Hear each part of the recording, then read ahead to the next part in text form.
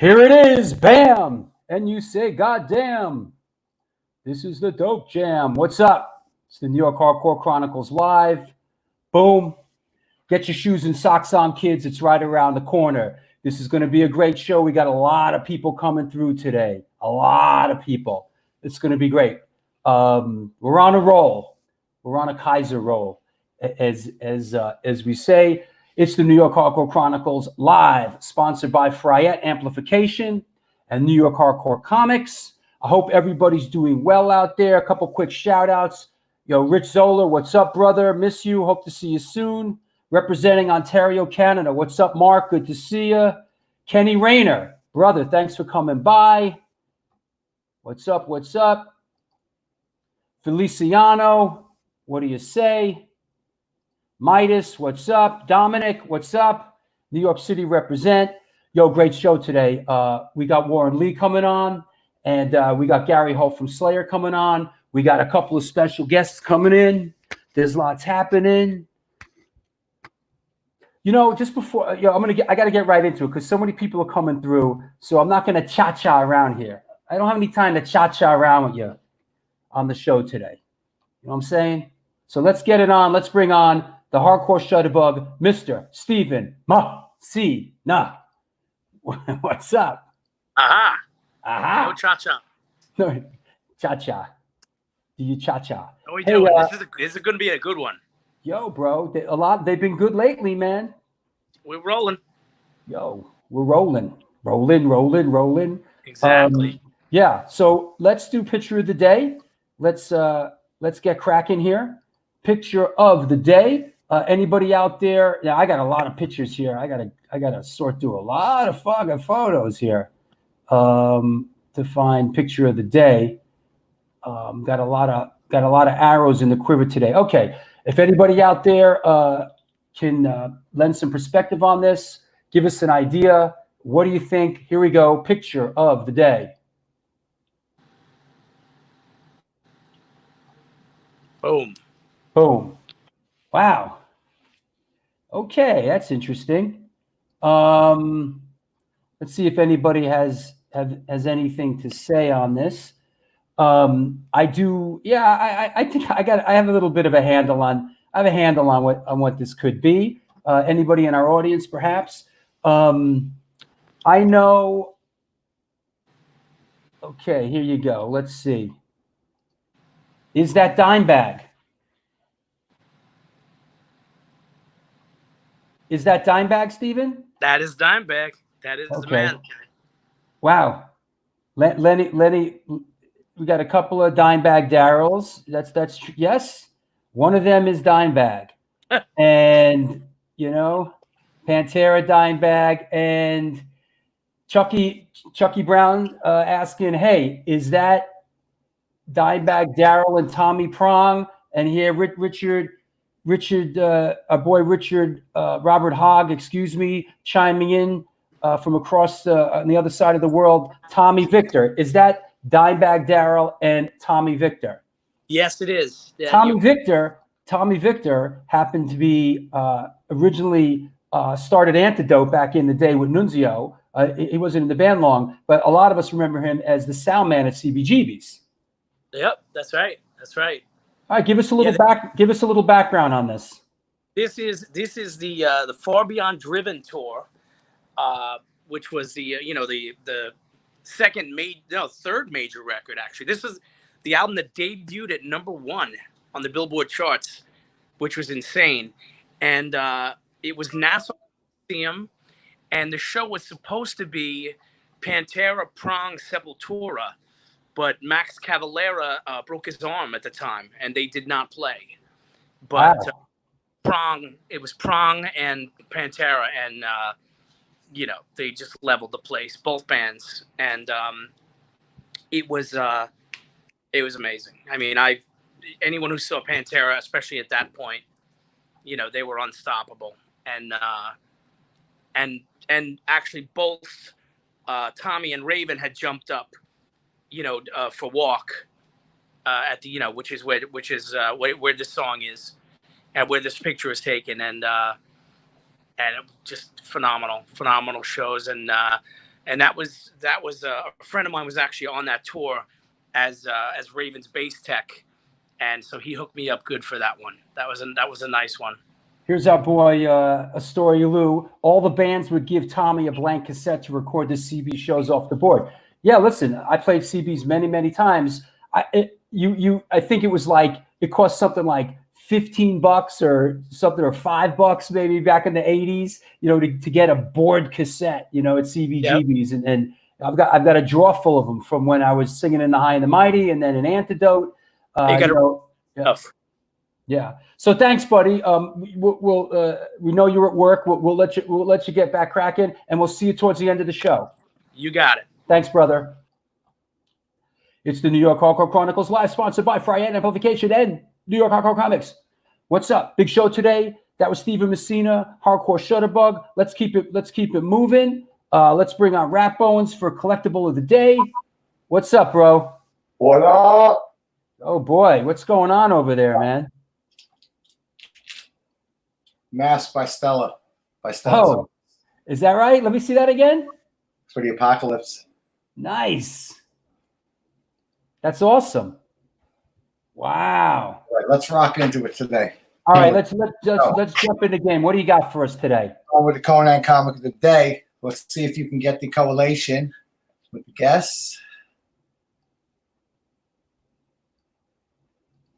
We got Wings of Death instead of Angel of Death, right?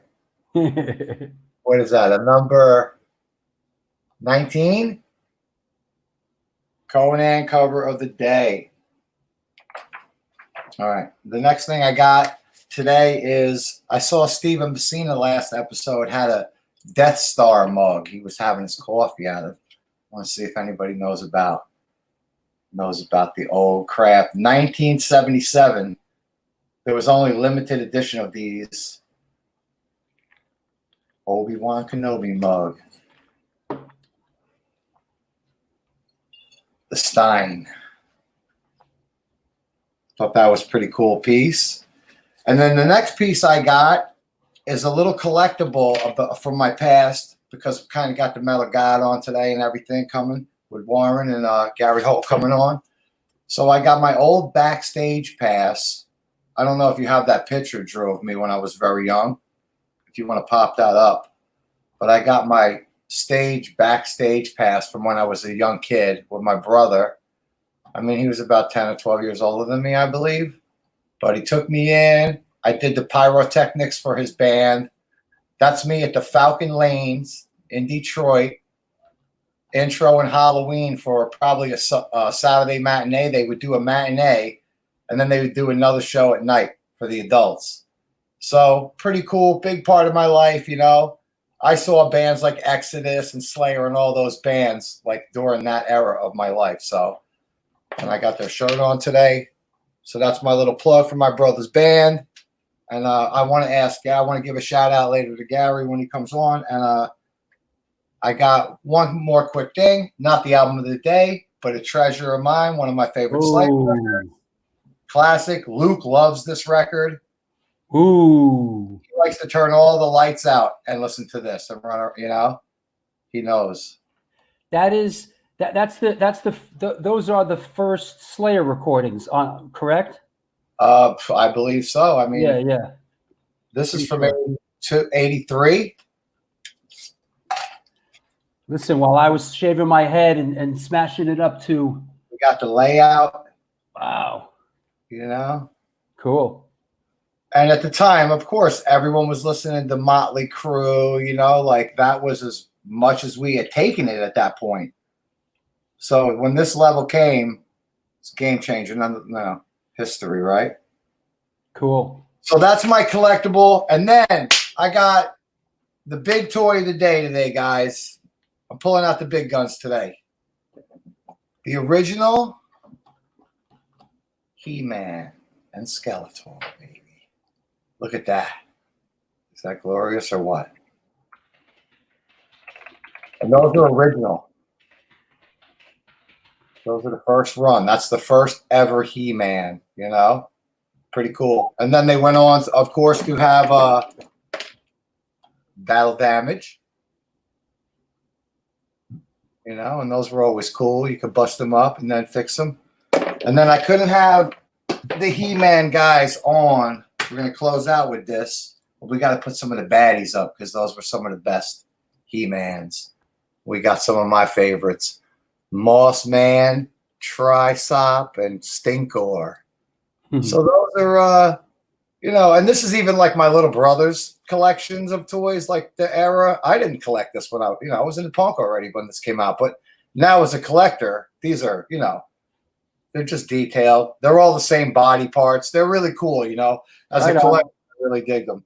So those are your toys of the day, your collectibles of the day. And also because we got Gary Holt on, I'm just going to let you guys see this little Viking guy. I mean, it's a metal day, right? It's a metal day, bro. Thank you. There's a theme here. The Stein. You get it? Let's do it, you know? All right. Very excited for today's show, guys. Thanks, Rappers. We'll catch up with you in a bit. Deep. We'll see you in a bit. Late. All right. There you go. Rapone's collectible of the day, keeping it moving. It's the New York Hardcore Chronicles Live. I'm not even going to get into any other bullshit. Here's Sid the Kid. What up, Drew? What's up? Let's do record of the day real quick. Let's see what we got here. And bust it out, baby. There you go. What's up? There you go. Yo. What? Wow. I mean, Drew, this record is one of the few, honestly, that came out. Believe it or not, tomorrow will be 38 years this record was released. 38. Not much really to say, but this is one of those records that defines punk rock, metal, and even hardcore. And at that time, back in 1982, you know, everybody was still in that whole division. Like, you know, you had your punks here, metalheads here, hardcore kids. This one record, honestly, in my opinion, was that record that started bringing people together just as one. This came out, obviously, in May 21st, 1982.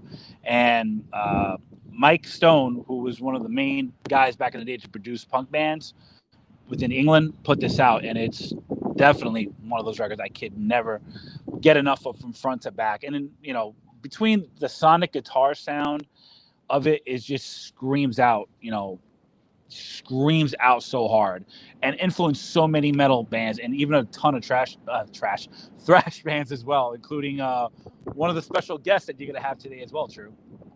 Absolutely. I mean, this record crushed. I remember when this came out, it was a huge influence and like you said, influenced a lot of metal guys that, Scott Ian, Anthrax, and you know, this stuff still holds up, man. The early Discharge stuff still holds up. Absolutely. Yeah, even though this is their second record, it definitely, in my opinion, obviously, is where they just peaked, and that's when it just exploded. And even when the album came out at the time, you know, a lot of people dismissed it as an unmusical record because people didn't get it. They really didn't. It was very. It was definitely unique at the time, for sure. Yeah, I mean, very simplified, but between Rainey's distorted bass sound and the way Bones, you know, just amped out on that album, it's simplified, but it gets to that point. It speaks to me a lot, and it's like one of those records. Obviously, to this day, 38 years later, from front to back, I can never get tired of it. Right on. Well, thank you, buddy. That's a good one, man. And here, shouting out Sarah Kern saying, nice, my good friends from home in Stoke-on-Trent on Clay Records. Yeah, all that stuff was on early stuff was on Clay Records for sure. Yeah, that label had some banging artists and some great titles as well. Absolutely. All right, buddy. Thank you. All right, thanks a lot, guys, and be safe out there. Hey, sign off the show, man. I need the space. Gotcha. All right, bye. Yo, I got so many people coming on the show today that I don't think the platform can handle it all. So, yo, Stephen Messina, if you're still out there, sign off the show and come back in a little while. I need the space. We're at critical overload. Hello from Poland. What's up, Lucas? Good to see you. Everybody else. Hey, it's the New York Hardcore Chronicles Live, sponsored by Fryette Amplification. Boom. And New York Hardcore Comics. Boom. We got some special guests with us today. We're super excited. Gary Holt from Slayer stopping by, and we have a couple other special guests. First, real quick, I just want to shout out all my patrons that have gotten on. First, let's get Sid's banter out of here. Let me get up my Patreon page. Yo, thanks everybody that supported me on my Patreon page. Go check it out. It's scrolling underneath. There's different tiers of stuff. I'm releasing all kinds of never before seen videos and footage from my films and photos. My New York City walking tour, cinematic and music walking tour, and a whole bunch of other stuff. So please go check out the Patreon page. It's your support that makes this show happen. Shit doesn't magically happen. You know that. So that said, what else we got? Let's keep it moving. I want to shout out Steen, who's coming on the show as part of the international show. Yo, Joe Ackerman from Tallahassee, Florida. What's up, brother? I'm still down here in Florida, man. Trying to get back, you know. Anyway, let me line things up here and let me bring on our main guest. Our main guest here. Here we go, yo. Here we go, yo. What's the? All right. So enough goofy shit. Our first guest is born and raised in Queens, New York. Yes, as I am. Born and raised in Queens, New York. He played in the hardcore bands Adeline and 25 to Life. He worked as a guitar bass tech with Sick of It All, Madball, Agnostic Front, H2O, Biohazard, Vision of Disorder, Hatebreed, Lamb of God, Rob Zombie, Deftones, Seven Dust, Story of the Year, Hazen Street, Rancid, and Slipknot. For 16 years, 16 hard years, he worked for Slayer as a tech for everyone in the band at one point or another. First, he worked for Jeff Hanneman and Tom Araya. Then it was just Tom. Then he went back to Jeff Hanneman, then Kerry King, and then eventually Gary Holt. He was on the road touring the planet Earth for 23 years. He started Pitchfork New York Hardware in 2003 with childhood friends LD and Narc. Pitchfork is currently doing a Back to the School vinyl series, which features bands that influenced the brand. Queens, New York represent. Please welcome my friend and yours, Mr. Warren Lee. What's up? So Drew, how you doing? Thanks for having me. Hey, thanks Thank you for very coming. much for having me, man. Yeah, man. Thanks for coming. I'm real excited about the show today. We're gonna have some fun with it. Yeah, it should be fun. Should be fun. For sure. Let me get my banner off the page here, and here we go. Let's fly your banner so people can check you out a little bit.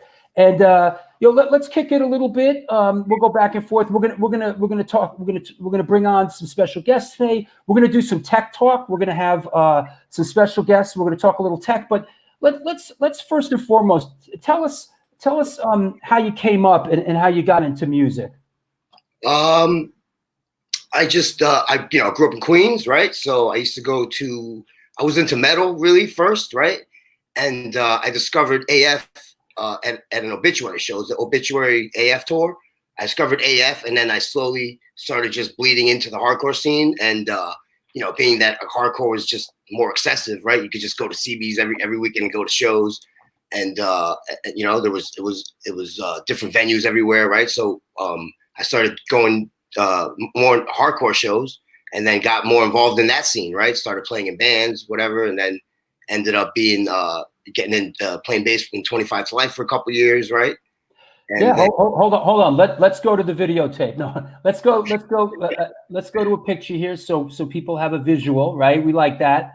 Here's a little visual of you playing bass in 25 to Life, right? Wow, that's a long time ago. Yeah. Yeah. So go on. So 25 to Life, yeah. I was in Adeline before that. That's how Rick knew me, and he ended up calling me to come play in 25 to Life. Did that for a couple years. We did Europe, Japan, West Coast, right? We did a lot of East Coast shows, right? We played a lot of shows, and then just from that, I ended up leaving the band at one point, and I just hooked up with the VOD guys. I was good friends with Tim, the singer. And, he was like, hey, why don't you just, come hang out?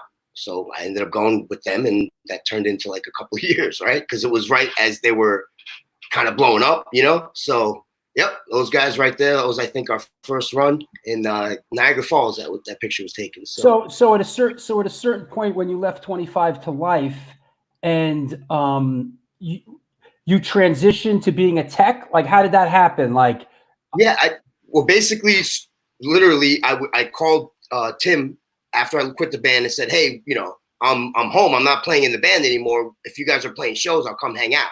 And then he went to explain to me how like the guys they had really weren't working out. So I was like, hey, I'll do that. And he was like, hey, come out and do it, you know? So that's how I started with them. And I went out and started doing stuff with them, right? And eventually I had to learn more and more, you know? So that's how it worked out. Like in the beginning, when I worked for them, I didn't know shit. You know what I mean? How to get the gear out, put it on stage. They wouldn't even let me touch their guitars. You know what I mean? So right. Plug certain things in, right? So, but I learned quick, you know. So, and after VOD, you fell in with.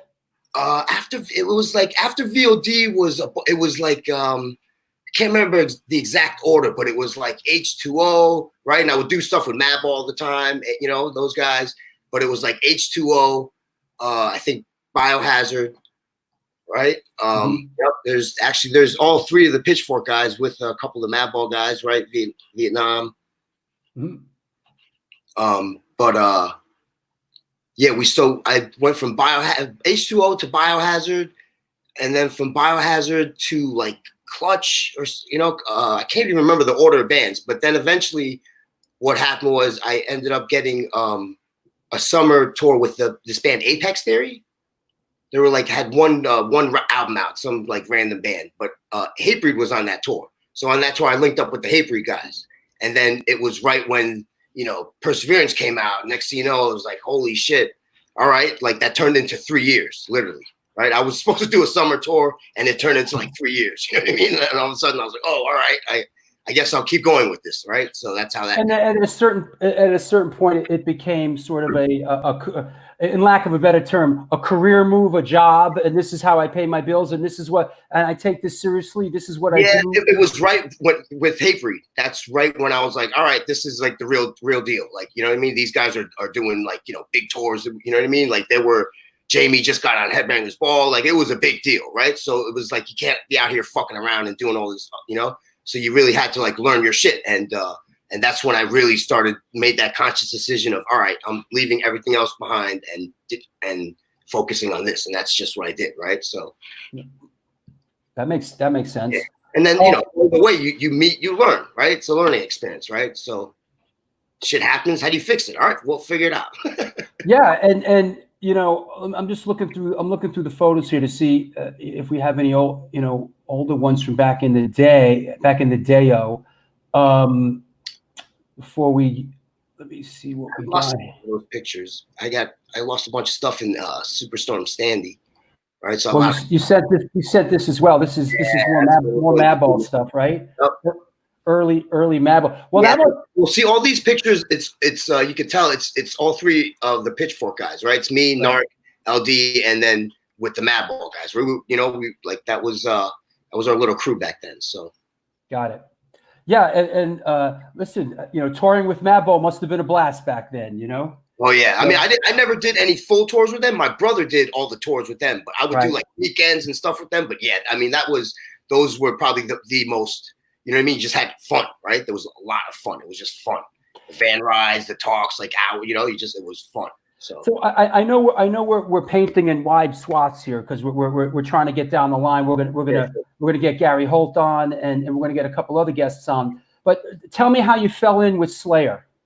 Okay. I got a call to go work for Sick of It All, and they were doing a Slayer tour, right? So I ended up doing that tour, and on that tour, I became friendly with the Slayer crew and the band guys. And then a couple years later, when I was working for Biohazard, we did another Slayer tour. It was a different crew, but obviously same band. They all remember me. You know, I hung out with them on that tour again. And then fast forward a couple of years, when I was on tour with Hatebreed, we did a tour with Slayer again, and boom! By then, two of my really good friends were on the Slayer crew. right? So we did that tour, and then basically after that, the one guy left to go do Guns N' Roses, and they, you know, the rest of the crew just kind of pulled me in, right? So Tell me who is this this person? So that's Armin. He's my best friend. He passed away like in 2012, but him and Norm, the drum tech, were two of the biggest reasons why I ended up working for Slayer. They were the two guys going to the band like, hey, you know, we need this guy, get this guy, get this guy. And I think it came down to it was either me or getting the guy that had left, the guy before him, back to come back and work. And I think it just, they, you know, like, I think Jeff's exact words were like, you know, let's give the kid a chance. Right. And then, you know, Tom at that point really wanted me to come work for them too. So I won the vote. Right. So, and that's how I got the Slayer gig. and that set off about 16 years working with them. Yep. Pretty much, which I never thought, you know, I didn't, you know what I mean? It was just one of those things. Like I knew, like, I wanted that gig. I wanted to work for Slayer. Like, as soon as I toured with them, I was like, wow, this is the type of shit I wanted. Like, I want to be around this type of stuff, you know? And you wanted to run with the big boys, right? Yeah, exactly, right? So, and I ended up getting it, right? So, and I, you know, for the first couple of years, I was like, man, I'm lucky to even hold on to this gig, right? So I was really, like, you know, inexperienced when I started with them too. I didn't, you know, like technical stuff, right? You know, I do the basic stuff or whatever, but I really learned a lot along the way working for Slayer, like, you know. Cool. Hey, let's keep it rolling. We want to bring a first of a couple of guests on. First one, of course, has been on the show a couple of times. He played bass with me in Antidote for many years. I've known him my whole adult life. I consider him a very near and dear friend. He designed the Sanzam bass driver, and now he is at Fryette Amplification in Sound City. Let's bring on Zum, a.k.a. Neil Osberg. What's up, buddy? Hey, guys. Great to see you. How you doing? How are you, man? Very, very well. Good. So we're excited. We're going to bring on Stephen Fryette today, and we're going to talk. We're going to spend a couple minutes talking about some of the new products you have, and you guys are going to speak the vernacular a little bit, right? That's right. Yeah, because I know Warren. We go back from also, like, I did a Fryette in Sound City. We did a backline support of the Black and Blue Bowl a few years ago, and Warren was part of the. You know, he was the stage tech for that. Yes. I did the stage stuff for that for a long time, for a lot of years. Yeah. So that was really cool. That was with Gorilla Biscuits, which was, you know, good show, man. Black and Blue Bowl. So I think we played that year, right? No, it wasn't the year Antidote played. It was that was more recent, but it was great to have, like, you know, Webster Hall full on, you know, Friday. Well, that was the point of doing those shows, was to kind of bring back that era, right? That old, you know, Super Bowl hardcore, right? So yeah. So let's Neil, let's bring Stephen Fryette on, right? Yeah. Hey, Stephen, how are you? Hey, Drew. How you doing, man? Hey, Warren. Hey, Steve. How you doing? Hey, I love that picture of you as a little kid, man. That's awesome. I really was a little kid, man. Wow. Yeah. That's great. Hey, where are you, Stephen? What's your location? I'm in Los Angeles. Okay. I'm in my man cave project studio, home tech bench, place I hide from the wife. You know. Is that where the magic? Not where the magic happens. Not with the wife, of course, but the other magic. No. Actually, she's a drummer. There you go. She's Japanese, and she came from Japan. She as a drummer in a metal band in Tokyo, and so we have this man cave set up. But she comes in, and we have a drum kit set up, and she comes in and she plays once in a while to remind me that she's the hardest snare drum hitter on the planet. There you go. So Zum, tell us about what's going on. Kind of walk us through this a little bit, Zum, and I have a couple photographs. Tell me what I should put up and that kind of thing. Right. Yeah. So you know, Fryette Amplification. It's a small company in North Hollywood, and you know the company's technically shut down, but we have some products that we can ship during this time, and you know, everything is designed by Steve and built right there, and you know, we're just trying to keep things going be one of those companies that succeeds through all of this stuff and do things in a safe way. And so, you know, some of the newest products that we came out with in 2019 going into 2020 are the LX2 power amp, which is a 50 watt channel stereo power amp, which we'll talk about, and the Deliverance 2 heads, 60 watt and 120 watt, and also there's the Power Station, which a lot of people know, the attenuator, and the Power Station 100, which is also recent. But so some of those products, or all of those products, are available at Fryette.com now. But I wanted Steve and Warren to talk about, because I think Warren had some interest in the design of the LX2 power amp, which Steve's design, you know, we applied for a patent and were awarded a patent for two. I saw the difference between, I was looking at the tech specs or whatever, the power transformer for the one rack space, right? And then the way that the tubes are actually put sideways, right? It's genius. You know what I mean? So Steve, why don't you talk about that? And Drew, you could show both pictures. There's the promo picture, and then there's the guts shot. Let me make sure I got the right. Hold on. Let me just dig in here. This is the. I assume this is the guts shot, right? Yep. Right. There it is. There you go. Okay.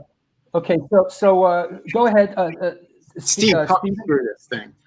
Well, first of all, we started out with the big power amps, and Warren, this is actually probably before your time with Slayer, but they were actually using 2150s back in the day when we were first getting started. So we had this big 4-space rack power amps, and a couple of different models, and all the racks were using them. And then in the mid 90s, people started shrinking their racks down, so we shrank our power amp designs down to 2 spaces. And Mesa was doing that, and a couple other companies were trying to compete in that area. So what we did was we just basically took our sound and tonal quality and touring quality and shrank that down into a 2-space package. A couple of companies, Marshall and Mesa, came out with 1-space power amps in the late 90s, but they were only 20 watts a side, and they didn't have enough headroom to really do a job at a gig. So that kind of stopped the power amp shrinking development for a long time, and people started, when we're shrinking down their rigs even more, we're going to solid state power amps because it's really easy to get those in 1 space. So I thought, who's crazy enough to try to get a 50 watt per channel tube power amp into a 1-space box? And I could only think of one person, so I went to it. And is that right? Yeah. I'm sorry? That's it. Oh, good. So yeah, that's it. So all I had to do really is make sure that I had room for the tubes, and if I had room to the tubes, I was just damn well going to find room for everything else, which I eventually did. And you mentioned, Neil mentioned the patent. Basically, what we did was we figured out a way to take a standard-sized big output transformer and change the shape of it so it would lay flat, and nobody had done anything like that. And that's the most innovative thing about that. So that's the most innovative thing about it, is to get big amp transformer performance in a little package. And we didn't really shrink the size of the transformer down. We just changed the shape and used an unusual format for it. Right. So I went to our transformer suppliers, 2 or 3 different suppliers we use. And I said, okay, this is my idea. This is what we need to do. And they were like going, yeah, nobody ever asked us for anything like that. And so they were, digging into me for more detailed information about how it was supposed to perform and all this. And so a lot of conversation back and forth and proposals from 3 different suppliers. And one of our suppliers came up with the one that worked. And that was pretty much it. Once we had that, we had the whole package. And then it just was just making it look good from there on out. Hey, got a quick question here from one of our people. Where the hell did I just see that? Is Steven the guy behind the VHT as well? That's right. Mm-hmm. Yep. Yeah. Yep. Actually, Fryette is VHT with the Fryette name on the front. Yeah. We made all of the designs, all of the products, and everything. What we did was we sold the VHT badge to another company, and they make entirely different stuff. They're in China. I became familiar with VHT heads when I worked with VOD. They stage right guitar player Matt had a VHT head, right? So, and I remember it being in like, because back then, everybody used Mesa or Marshall, right? So when he came out with that, it was like, oh wow, this is cool. Like, this is something different. And it gave them the edge that, you know what I mean? They had a different tone than everyone, right? So yeah, the main thing about our amps is they actually put out the power that they're rated at. And a lot of amplifiers out there put out 70 to 80% of the power that they're rated at. So all we did to make our stuff more aggressive and more detailed and more in your face and tighter was to actually have them produce the power that we were stating. So if our amplifier put out 100 watts against somebody else's 100-watt amp, our amp would actually be the equivalent of 120 or 130-watt amp. Yep. So people would play at the same volume, but they would not push our amps to the max because they had all this extra headroom. So as a result, the power amp stage played cleaner, and that would make all the note detail more upfront, make the low end tighter, and all that stuff. It's just a simple trick, but I mean, that's really was the key to the design of the heads at the time. Fantastic. Zum? Same for the power amps too. Most people don't use all the power in the power amps that they're capable of. And then we have guys like, Mick Mars and crew, and they've got 4 power amps in their rig on stage, and he's running all of them. Oh, he's That running that means that there's 800 watts of power amps that are all barely turned on. And, the crew tech is going, man, we're really pushing your amps for all they're worth. And I'm like, nah. Not really. No, you're not. Now, hey, Zum, a little word on the Deliverance 2 head. Well, so I just want to tell you guys about this because, like all, the heavy bands love our stuff. And this thing, I mean, Steve came out with this Deliverance 2, which Deliverance 2, the 60 watter has 2 KT88s and the 121 has 4 KT88s. And if you haven't played through an amp, certainly if you haven't played through a Fryette with KT88s, it's really an experience. And it's not about volume, like how loud it can get, but it's just KT88s just give you more balls in your tone, right? So yeah. And Steve, just tell us just a little bit about the Deliverance 2, what the main thing is about how it performs and why anybody would want it. Because I know I do, but All right. Well, going back to the power amp stage, it uses the big tubes like our big power amps did, 6550 KT88s, and the concept was really Erico's concept, the girl that does our graphic arts, and she does a lot of things at the company. Her idea was we should people don't understand the sound of our amps because they're so versatile, all the channel switching, all the functions that you could access on our other amps takes people's attention away from what the amp actually sounds like. What is the Fryette sound, our essential core sound?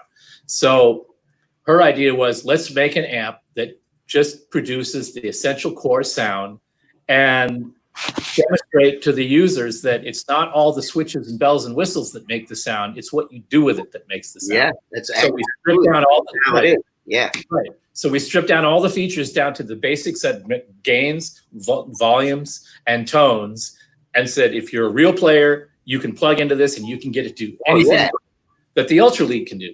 So we did that, and it just took off, and it became a whole thing of its own. It developed its own little cult following and all that. And the bottom line is it's got the detail and the definition of a big amp, but it's got the versatility and all the voicing characteristics of any of our amps, whether it's a big amp or a small amp. So the power amp section is just clean. So whether you're playing loud or whether you're playing medium volume or low volume, the power amp is still operating mostly clean. So the sound is the same at loud volumes or low volumes or even bedroom volumes. So people say that, oh, it's got a great master volume. It's not the master volume that does that. It's the fact that it's the fact that it's got a 328 sitting there idling in the back end of it all day long. Yeah. So Right. that's the deal. There you have it, man. Fantastic, man. And www.fryette.com, Instagram and Facebook at Fryette Amps. Hey, Stephen and Zum, I want to thank you from the bottom of my heart for being a sponsor of this show and supporting our community. We really appreciate it. Thanks for having us on. I really appreciate it. And I love the chops. The chops. Hey, listen, you guys are going to come back soon. That was awesome. So take care of yourself out there in LA, Stephen. Zum, take care of yourself. And I'll hit you up, Zum. We'll talk soon, all right? Great. Okay. See you guys in a bit. All right. That was cool. Yeah. Tech talk. Love it. Lil, yo, man. You know, like, wow. I love it.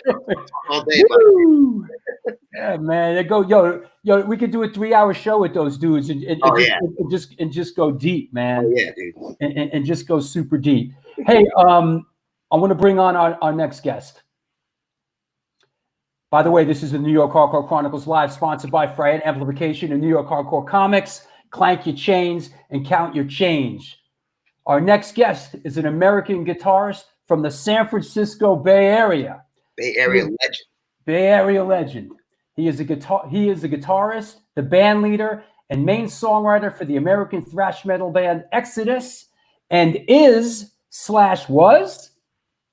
also a member of Slayer from 2001 to 2019, replacing the original guitarist Jeff Hanneman following his death in May 2013. Please welcome our friend and yours, Mr. Gary Holt. What's happening, buddy? What's up? What up, G? Yeah, how you doing, man?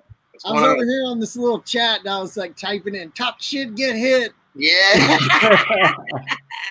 Were you following all that, man? yeah. I was sitting there like listening to all the shit about amps because I dude. like amps. So Gary is one of those guys. Most musicians don't know what the fuck they're doing, right? Yeah. They just want to play the instrument. Gary actually knows what he's doing, right? He knows about guitars. He knows about amps. You know what I mean? He knows, Some guys don't even know what string gauge they use. Yeah. So which was they actually don't know how to change them anymore. And then that made it easy, for us to figure stuff out. And that's how come we get along so good. Because, when you work with a guy that tells you exactly what he wants, it's like, all right, I can figure that out. When a guy just says, I don't know what's wrong, fix it. Man, what do I fix? what do I start with, right? So, hey Gary, let me I'd be a really good tech if I wasn't so lazy and had to work hard.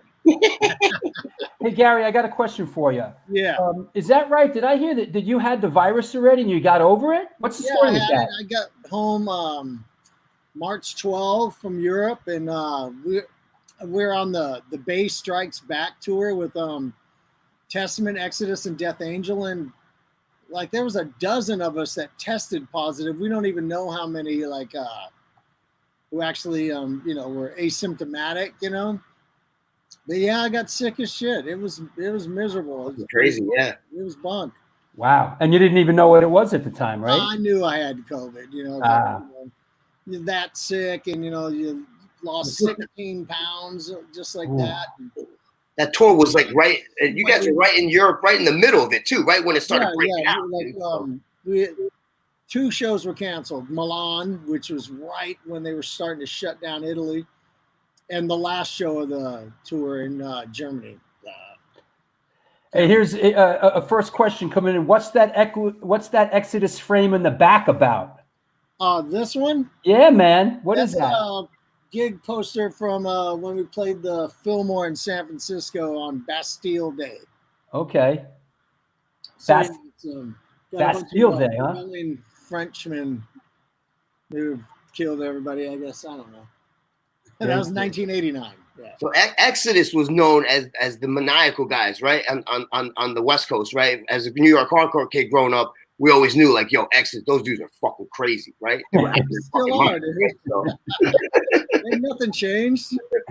I mean, I was sitting in my office, and if I got up in just a matter of seconds, I could have at least about 20 knives here to show you. Yeah. You and your knives, man. Axes. Ain't fucking around. Hey, Warren, tell us, I know a little bit of this story. Could you please tell us the story about, I know you were working for Slayer, but tell me about how you came into working with Gary. Okay. So basically what happened was, all right, so they called Gary to do the gig, right? To do take Jeff's place. And at the end of the day, he's, you know, fucking probably the only guy that fucking could have pulled it off anyways, right? So they called him.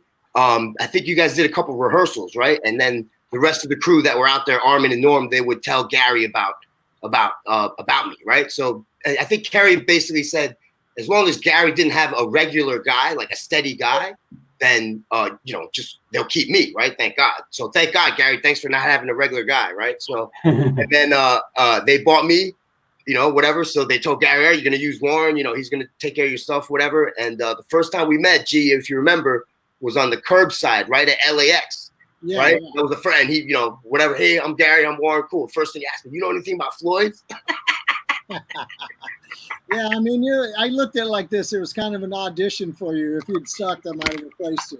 Yeah, that's just, you know what I mean? Exactly, right? So I knew I was up for it. So, you know, I wasn't gonna rock the boat and break up the family, you know. Yeah, nah, but dude, once you got in, you saw how it worked and everything, right? And in the beginning, dude, the three, me, Armin, and Norm were the guys that fucking walked you through everything, you know. So yeah, you know, in the beginning, especially Armin, because he was totally on the West Coast, you know, so he was there at dude. rehearsals. And Yep, he was always around you. Yep, from the absolutely. hotel and drive me to practice and you know, and he'd give me the lowdown, the whole scoop. Even though, you know, I've known these guys my whole musical life, you know, it's different working with people, you know. Well, yeah, but, you know, Slayer does things a certain way, right? Each band does their own thing, right? Slayer, you know. So we have, you know, hey, this is how we do things here, you know. So yeah, and everybody's different, you know, and personalities, you know, are different. You know, whether you've known guys back when you were 18 years old, you know, here we're like, you know, in our late 40s at the time when I first started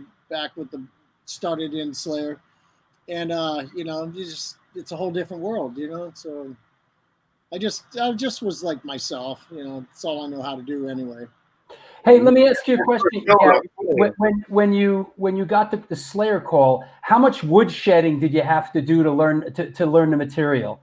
You know, you know, what I had to do mostly was just listen, you know, because before I ever pick up a guitar and try to learn how to play the song, I want to be absolutely 100% familiar with it first. You know where all the time changes are and where all the parts and the melodies, and then I'd put notes to it. You know, because the weird thing is being like, you know, a thrash metal band from the very beginning of this shit, you know, I wasn't familiar with a whole lot of Slayer material. Yeah. I was familiar with like Show No Mercy, like heavily. Yeah. And, you know, because that was our beginning and stuff. And I knew some of the riffs in like, you know, Angel of Death and how they go because they're famous, you know. But I didn't know like the catalog, you know, like there's a million guitar players out there who knew that shit better than I did. Yeah. You know, there was some. But you're the only fucking dude that could have did it, bro. There you go. I mean, there was even Carrie says that. All right, so there you go. Material I might as well have been learning Madonna songs. I, you know, except no, that's not right because I was more familiar with Madonna songs. Like some of it was totally foreign to me. I'd never heard it. You know, it's weird. You know, so when we would I don't listen to a lot of thrash metal. I listen to regular stuff, hard rock. You know, I'd be happy if I never listened to anything but like Venom and UFO and Rainbow, you know, ever. When we would add songs to the set, right? Like, you know, like on breaks or whatever, the band, all right, we're adding these 2 songs to the set rehearsal, you know? That show, Gary never played that song live ever. First time, boom, nailed it. Cool. I never went to rehearsal. Nope, never even went to We would do it at sound check, maybe if we sound checked, right? And then boom, I hadn't been to a Slayer rehearsal in years. You know, I'd show up and I did my homework, you know. Learned it at home, practice it, and as long as, you know, Carrie and Paul and Carrie and Dave prior to that were tight and solid. Like the first tour we did without Dave, when John Deddy filled in, Carrie asked, you know, he like told me what's going on and like, you want to come down and rehearse? I said, nah, I'm all right. He's like, different drummer. I figured you might want to get a vibe now. If you guys 2 are tight, I'll be fine. Yeah. It's a waste of my time. Here's a question from our friend Gally Olford. How far along is the new Exodus record? I've got 1 million riffs, but sometimes that doesn't mean I'm that close because usually by the time an album is done, I'll just start over, you know, because I got like, and then I'll find riffs years later. Wow, that's great. I should use it, and I will use it. But I get bored and my attention span gets short, and I just write new ones because I write riffs in my sleep. I love doing it. Love writing riffs, you know. Your hardest riff you ever wrote, Only Death Decides, bro. That's pretty funny. That's the hardest riff, dude, ever, right? It's So just crushing, dude. hell yeah, bro. Dude, So. the middle section after the second chorus is so heavy. And you wrote that whole record sitting in a chair with a joint hanging from your mouth. Yeah, I was smoking a lot of weed then.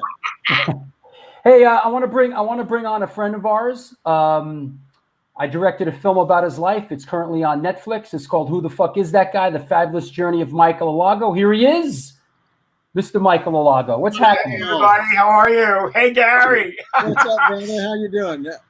Wonderful, wonderful. I'm sitting in my apartment in these quarantine days that we got, and just keeping myself busy, you know? Yeah, I'm planting vegetables with my wife. Planting vegetables. You know, Warren, it was so great to hear everything you had to say, because I had a little laugh at the beginning when you said when you became a tech and they wouldn't let you touch the instruments. It's like, I liken it to when I got an A&R job and I had to fucking ask people, what does A&R mean? Yeah, dude. I did. And you know, I learned that shit. I learned that shit real fast. You figure it out. That's it. Hey, Alago, Yes. give us a little Exodus memory from early on when you guys back in the day. I mean, what do you remember? Oh, God, you know I don't remember nothing. I don't remember anything from back then. Those guys were Between all the crack and all the alcohol, I'm lucky certain days I remember my name. So I was like, hello, Mark. Who the fuck is that guy? That's me.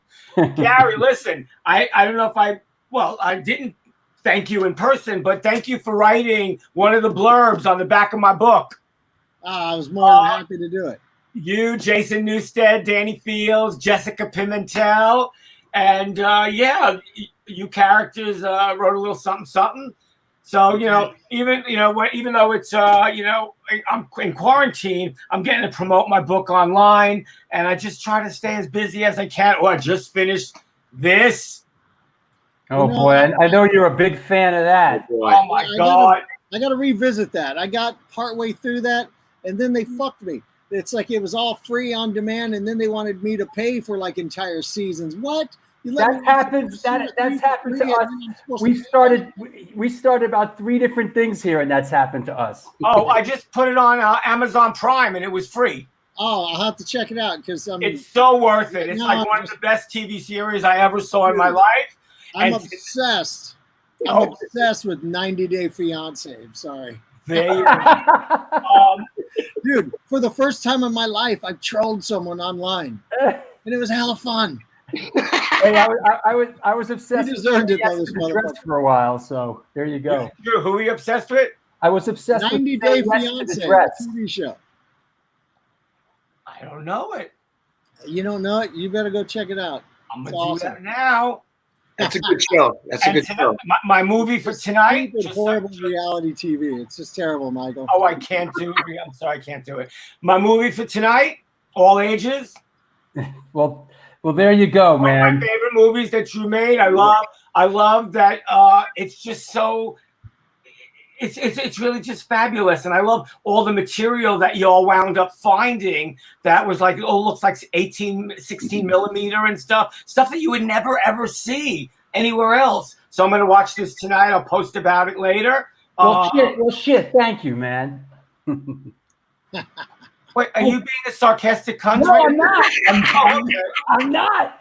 I'm really not. Hey, Gary, you know how it is? It's like when you make a film about someone for a couple years, it's like being in a van and touring with them for a couple years, you know? Oh, okay, great. Yeah, thanks. Anyway, I'm only here to say hello to everybody, and thank you for having me on, Drew. Gary, I love you. Gary, does Children's Book ever get to your home? Yes, it did. Okay, Thank you fine. very much. Yeah, Great. I'm sorry, my bad for No. Just wanted to make sure to get lost in the fucking post. Warren, good to hear you. Yeah, good to see you, Michael. Take care. Michael, I'm coming home. I'm coming home in a couple weeks.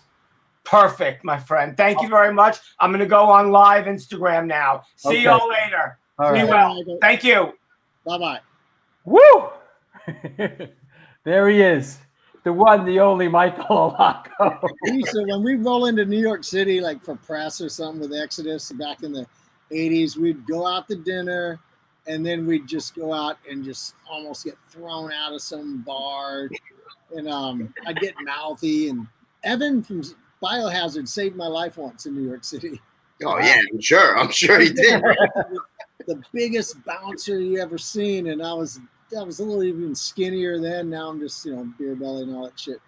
And I was like sitting there, I'll do what I want and all that, and he like kind of got between me and him and just walked me away down the street. Hey, I got a question for you guys. Let me put this picture up. Gary and Warren, maybe you can give me some perspective on this. This was done by a friend of mine. Once I put it up, I want to show you a picture. I'll show you a picture of it. But first, let me put up this picture here. Yeah, Vincent. Now let me put up this other picture, Gary, because this one's pretty funny. Here is. You mean it? The mustache. Look at Yeah. that. Bring the stash back, Drew. Bring the stash You back. need to bring that back. Yeah, I'm rocking the sideburns now. I'm doing the Wolverine sideburns for now, but you gotta do both. I'm growing the full beard back though. yeah, I see that. So It's tell like me, my COVID beard. tell for the people that might not know, for the uninitiated, tell them what this guitar is about. That guitar was painted by Vincent Castiglia with 18 vials of my own blood. In a nutshell. Badass. That was my favorite guitar to work on every day, right? So It's one of a kind, that's for damn sure. yeah, I miss that fucking thing. So Yeah, I know. I'm gonna go get it out of my locker here this week and string it up in Exodus tuning. Yeah. But I think ESP just picked something off the line because we needed it, right? Like so they just Well, they literally took one of my signature models and they sent it to him just white primer, yeah. Well, that guitar doesn't even have a serial number. You know that, right? So it's No, like it doesn't have it's one of a one. You know what I mean? So it's 1 of 0. paint. So, You know, it's got primer and it was a learning process. Like Vincent had to coat it with this stuff called gesso. Yeah. Because as he tried painting it with the blood, as he tried to put an additional layer on it, it would just wet what was under it and push it around, So, I had to learn how to paint on wood, instead of canvas or whatever. And here's this particular shot right here. This is a shot of Vincent taking your blood, which he would later use to paint the guitar, correct? Yeah, that was after a 2-night stand in where was that one? Long Island, the Paramount, Long Island. Yeah, Long Island. And, he took 18 vials and he wanted to take like He was like 24 or something, right? Said, no, that's enough. No more of his blood, dude. He's got to play them all. Fucking guys got to perform, right? Yeah. Now is there any? I mean, Warren, you might be able to answer this a little bit, but is there a main Gary Holt guitar? Is there a go-to? The blood one. Oh, is that right? Yeah, that's that one, and then later ESP made Officer Holt, right? That between I guess those two, right? But I mean, dude, blood was his main, right? That was always that always was there, right? No matter what. So. I mean, I'm loving Mr. Nelson right now. Like my Prince tribute because I tuned it up to Exodus. Because no matter what guitar I ever played in Slayer, for the C tuning, I never liked it because it's just the tuning, and I never really had time with the guitars to find the perfect string gauge, and it was a little too loose. And Exodus is only a half step up, but now the purple guitar is perfect. It's just awesome. Cool. Right on. Hey, hang with me a second, you guys. Let me shout out the sponsors. It's the New York Hardcore Chronicles Live, sponsored by Fryette Amplification and New York Hardcore Comics. We're on with our guests Warren Lee and Gary Holt from Exodus and Slayer. A couple of shows coming up on Friday. I just want to shout this particular show out. It is going to be. It's going to be Hang With Me. This is Friday. This Friday, not to confuse it. Boom. This Friday is Purcell from Youth of Today and Judge and Project X and Shelter. We're going to get our straight edge on with John Porcelli. This should be interesting, as always. Very knowledgeable guy. This should be a lot of fun. And so tune in this Friday. Also, if you have any questions, let's get some questions for Gary or for Warren. let's get that cooking a little bit. So now's the time. Let's try to keep it somewhat, intelligent. So anybody, let's not let it fucking degrade into fucking, bullshit. But let me see what we got here. Here you go. This is from Metal Gabe, one of our teenage, the teenage sensation from New Jersey. Hey, hi Gary. Thanks for showing me how to play Piranha the right way at a festival in 2016. Would you ever put out an instructional video of guitar playing? Thoughts? I already have. He's got one. He's got the book, the tablature book, right?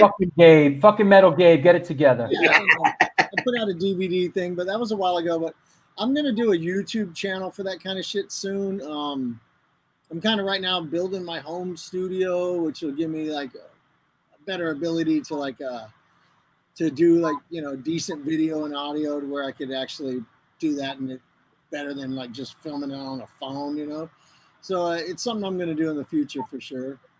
Cool. Yeah, and I'm going to rip on reality TV shows and drink beer. What's this one, Warren? Ask Warren how it was working with Rob Zombie and Courtney Love. Courtney Love, I only did like 2 shows with her. I worked for her guitar player. Oh, for her guitar player? Yeah, not her. I don't know. I don't even know if I should say she was a mess, right? But whatever. The guys were nice, right? So whatever. And then Rob Zombie, I did 1 tour with them that was like, holy shit! It must have been like 15 weeks long. So that was crazy. That was my first time working with pyro and all that crazy shit. So it's crazy. Yeah, I worked for the bass player. He was a great guy, Matt Piggy D, Matt Montgomery, great dude. Hey Gary, this is from Robert Granger. What is Gary's favorite Prince solo? Oh man, that's a hard one to say. All of them.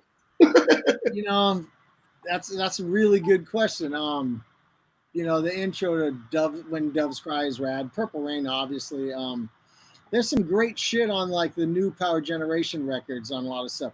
I mean, my favorite Prince guitar lick is just the opening guitar lick to Get Off. That thing is so just nasty and badass. Gotcha. What's this? Did you play Blondies in Detroit? Roosevelt says hi. Yeah, I'm sure. We played Blondies once, I think. Usually we got stuck at Harpo's, which I never want to go back there again. Man, that place is that. Funny story though. Here's a related story, and just somewhere in the last year, I was standing there somewhere around some people. We're on tour with Slayer, I'm sure. And someone mentioned Harpo's, and I just went into this tirade like they need to burn that place to the ground. And I was also the guy standing right next to me was the new owner. But he liked hearing it, and he said, "I swear that's not going to be the case anymore." And I said, "Well, we don't need to lose venues in this world, especially now."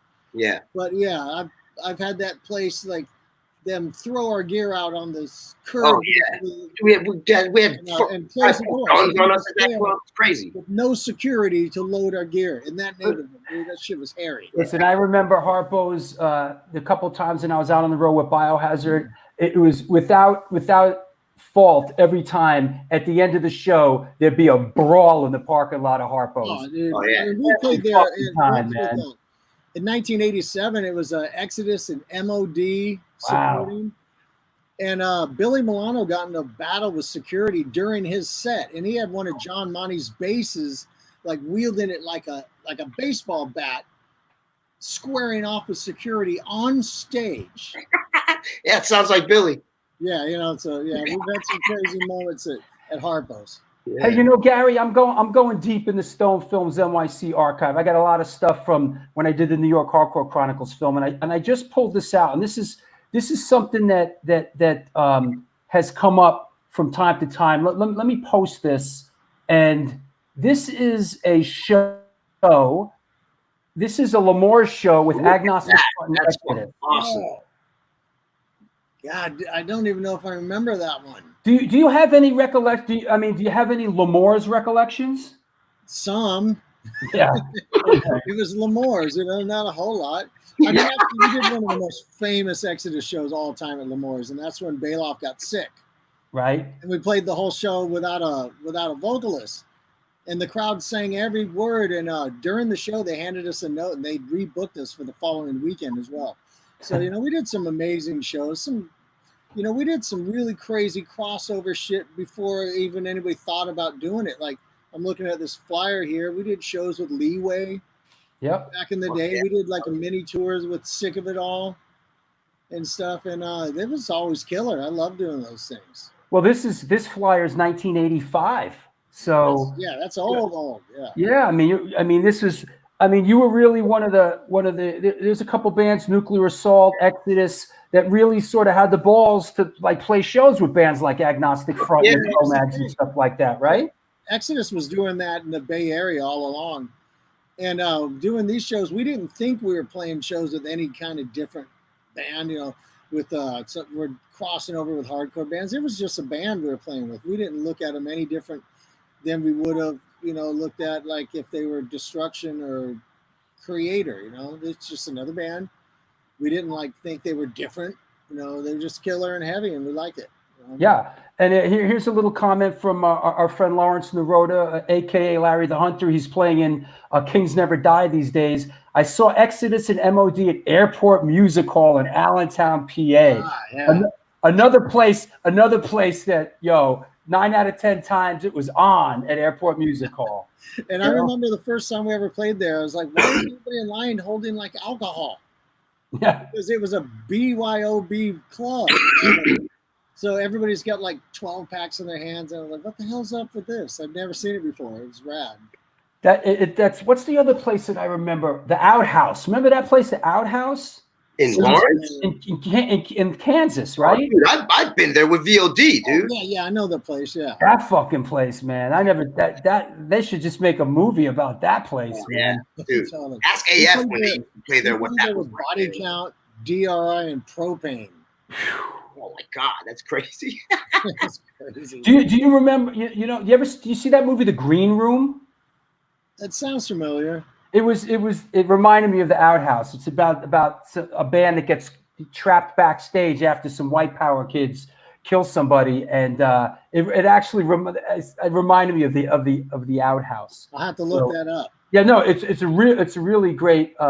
Here's a nice one here. This is from Lou DeBella, who sings for Sub-Zero. Hi, Warren. Hi, Gary. It's Lou from Sub-Zero here. Nice to see you guys. Harpos. When I was singing for Scarhead at the time, we ended up beating the shit out of most Harpos staff. Yeah, I remember that. That's really typical. Nice. Detroit, man. I mean, Ratbones is a Detroit guy. Hold on a second. Hey, Ratbones, you're a Detroit guy, right? Oh, I'm dying over here. Yeah. Back in Harpos, it was always CTYC guys against the white power guys, right, Ratbones? The funny thing is, the guy who owns it now, Roosevelt, was saying hi to Gary, and you guys totally went the wrong way with it. It was hilarious, though. My brother's band, Halloween, I'm always pushing. I love my brother. Of course I'm going to push his band. It's heavy metal. It's not punk, but it still was that same when everyone was one family, rock family. We were all freaks. We all like the band together. Those times were so sick, man. Harpo's is still going, and it's the owner that used to own Blondie's. Yeah. Like I saw Slayer at Blondie's when there was like 15 people at Blondie's and Slayer playing. There was like very few people there. Still has that stage that's like 20 feet high. They need to bring it.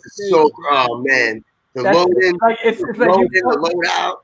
You fall off that stage, you break every bone in your body, When I was 15, I did the Pyrotechnics for my brother's band there, and I'd be get them banned for a year for lighting the. We used these big coffee cans as flamethrowers with just the wood and 2 screws popping up. You put the filament in and plug it in, flamethrower, right to the curtains, lit them on fire. This guy's shooting fire extinguishers it was nuts back then, in that venue. Flash pop going off in your face. Good times, we're kids, I used to blow the PA out with the concussion blast, when bands would have pyro and clubs weren't really into that. You fucking up this shit. Hey, them, Hey, thanks, Ratbones. I had to pull you in on the Detroit Harpos thing. Hey, these bring back a lot of memories for me. These are great, Thanks. We'll see you in a bit. from Lynn's Kruscani. Hi, Gary. Saw your killer show in Manchester recently. Is everything okay with you guys and the other bands regarding COVID? I know it hit the Death Angel guys hard. Yeah, well, it hit Will Carroll really hard.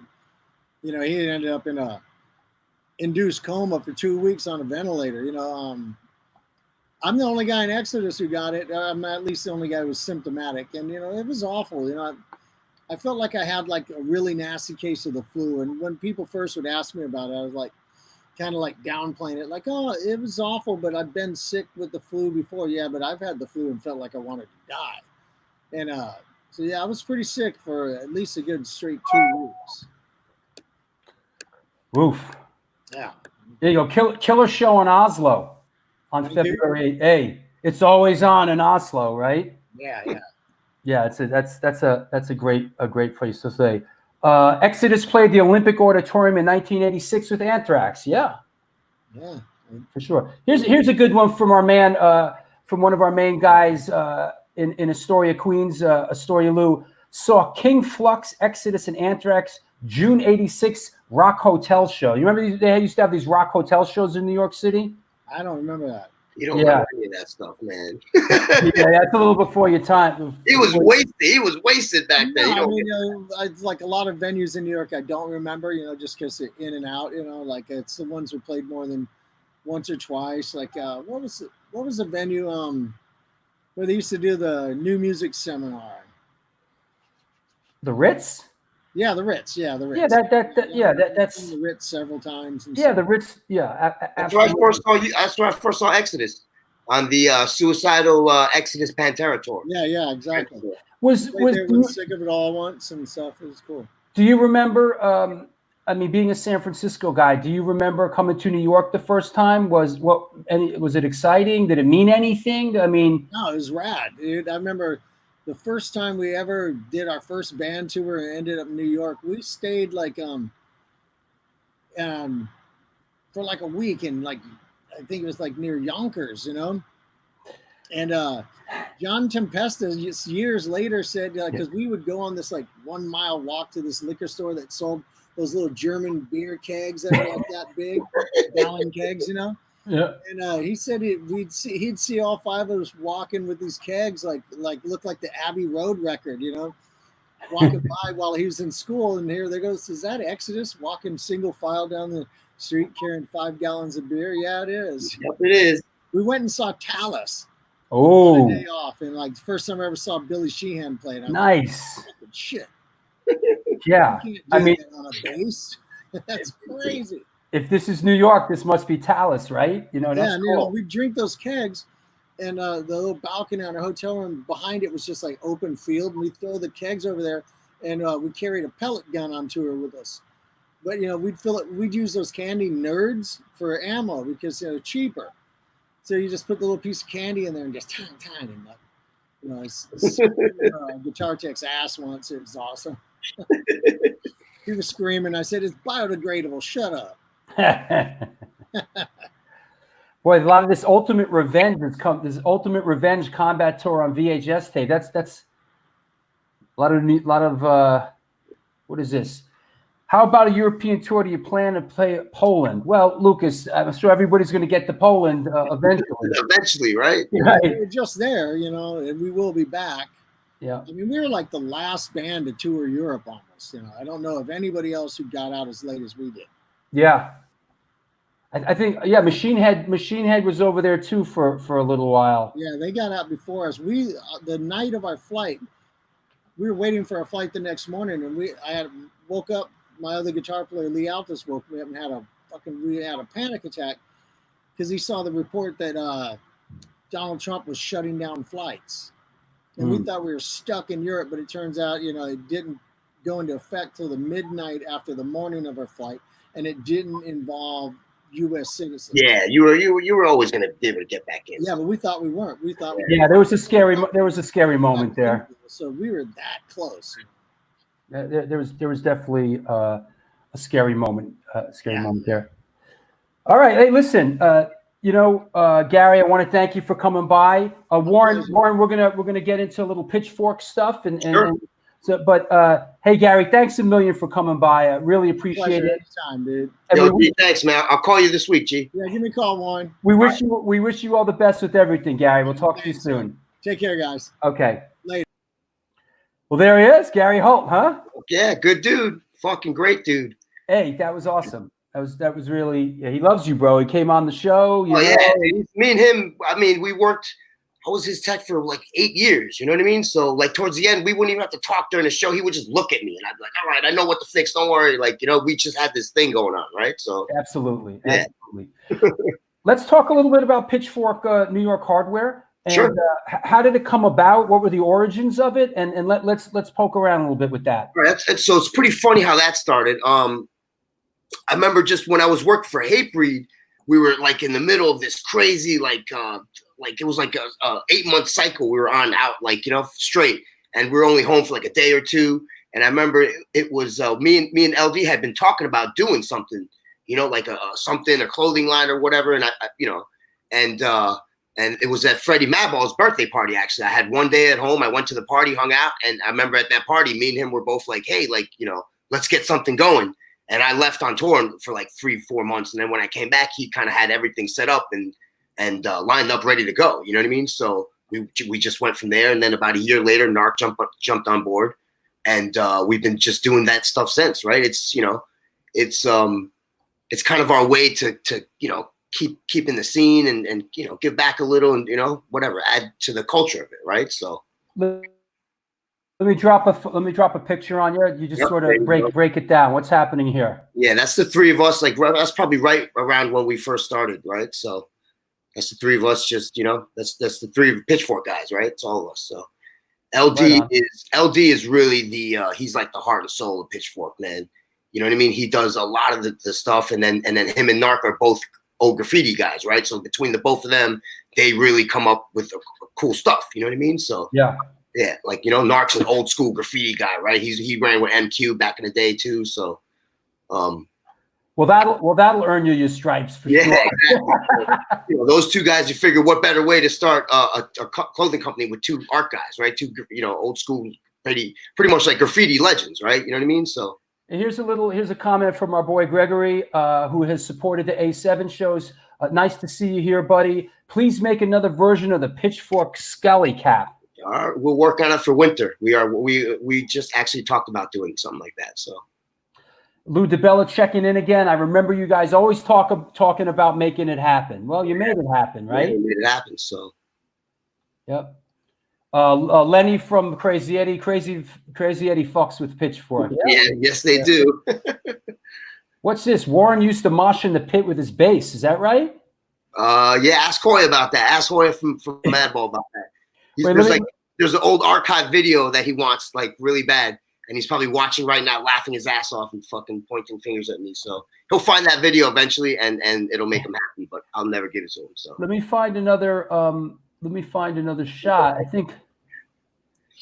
Let me find it. that was the Out of Line days, right? Bond Street days. So yeah, everybody was popping up about Bond Street. I'm sorry. Why don't we address? yeah, Why don't we address this again? I want to find this picture of you that I have here. Here you go. There you go. yep, there you go. I think that's from the Wetlands, actually, right? That's from the Wetlands, yeah, for sure. So you know this came up a bunch of times. Dayton Pavia too. Yeah, that's right. He took some great pictures of the Madball Pride video that I directed back in the day. All those right. Yeah, all those Madball pictures. Absolutely. So Bond Street Cafe. Give me a little take on that. So Bond Street to me that's right when I started coming to like really focusing on hardcore shows, right? It was right when AF had broken up, CB stopped having hardcore shows, right? So Bond Street was really like the main place for the younger bands to come up, right? And to me, like if you watch all these documentaries and films about hardcore, New York hardcore, they talk about all the eras, which is great. But that era, that Bond Street era, which was about maybe 6 to 8 months, maybe a year, you know, less. But that era it's like a forgotten era because that was the era that kept hardcore going when there were no shows at CB's, right? Because you had bands like Without a Cause, which eventually became Fahrenheit 451, right? Close Call, which eventually became District 9, right? And then Standoff, who eventually became Still Suit, who are recently doing shows again now, right? And then you had bands like Shift, you know what I mean? Out of Line, Queens, right? Who else, man? There was all these bands, Confusion, Cold Front. And give me a year there. What year was that? This was, I want to say, like, let me think. This was probably like 91, 92-ish. Yeah. That's what Larry the Hunter saying, 91-ish. Yeah, about like I would say late 91, or like, you know, early 92-ish, right? That's around when I started really coming around the hardcore scene, right? So, and a lot of people don't mention that. Like Madball played there, Warzone played there. You know what I mean? Like Crown of Thorns, right? When they first started coming around, 25 to Life played there. I watched them play there, right? Yeah. It just, you know, Nicky Camp used to book the shows there, and no one really talks about that era. And that era to me was like they kept hardcore alive for the 1 year that, or 1 or 2 years that it was basically dead, you know? So yeah, absolutely. And you know, I've talked about this many times. Like, well, hold on, Lenny just texted me and said 93, 94. So there you go. I love as soon as I start the show, there's certain people that just start texting me and calling me. Like, oh, excuse me, Sean. Like Craig Satari fucking texting me right now. Like, come on, bro. Scully. You know, Scully. Here you go. A couple of things coming up. Ryan Bland, Life of Agony played there. Cold as Life from Bexley Speed. Cold as Life at 93. What is this? Drew, keep doing the show. It is dope. Yeah. Warren, were you on the 1995 Euro tour of Madball Crown of Thorns? No, I wasn't. No, I was not. I wish. That would have been fun. Mark Scandato, what's up, bro? And another band, Sub-Zero, right? I saw Sub-Zero for the first time at Bond Street. Right. Let me get this. Even though it's your banner, let me get that banner off of your face. Even though it's your banner. There you go. Here's our friend Mark Scandato. Hey, Mark, I hope you're well. Got to come on the show at some point.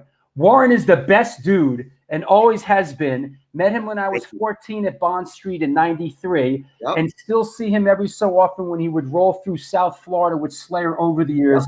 Much respect, OG. Yep, Scandato brothers, man. They made a big part of hardcore, right? So. Absolutely. Here's another Bond Street, Dog Eat Dog. Oh, yep, Dog Eat Dog. There's another Bond Street band, right? They came out of there too. Same thing. And here's another one, Frankie Too Far checking in.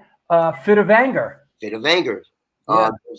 Fear of Life was another band, right? There was a lot of bands that like never really got past a couple of years, but they were essential in that era of hardcore. They were the bands that kept it alive, right? So Orange 9mm. Yes. For a show. Hey, look, what I was saying was that, I'm a first generation hardcore dude. I'm a little bit, I'm probably, me and Gary Holt are pretty much the same age. Yeah.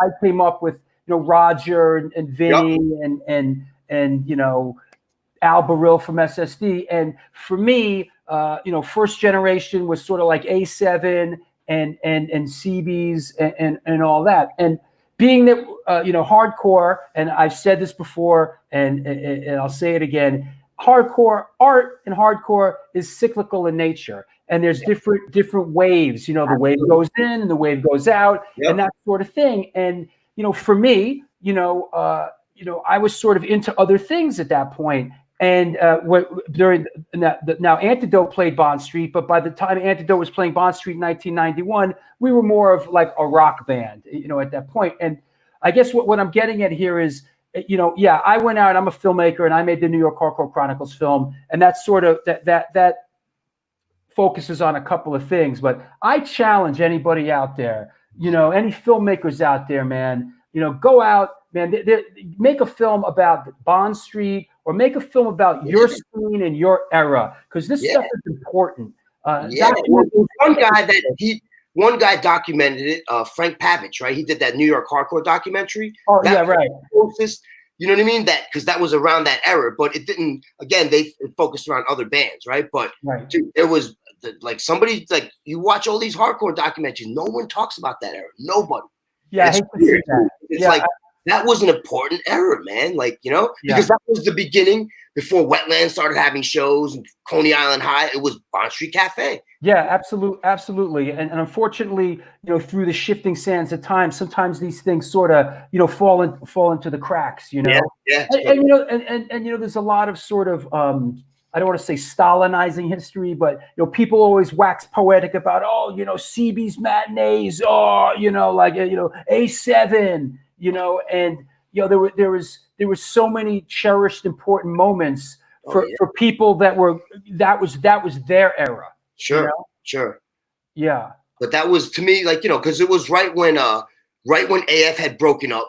Madball just started getting going. Their Set It Off came out a couple months later, whatever, right? I remember sitting on, and when I was in Out of Line, I remember sitting on the drummer's lawn listening to the cassette tape, Madball, being like, oh, we couldn't, because we were like, holy shit, look at this, a hardcore band, you know what I mean? Signed on the same label as goddamn fucking Obituary and Sepultura. That was crazy to us, like, Yeah. like, holy shit, that's awesome, so. Yeah. Give me a second. Let me shout out the sponsors real quick. Certainly.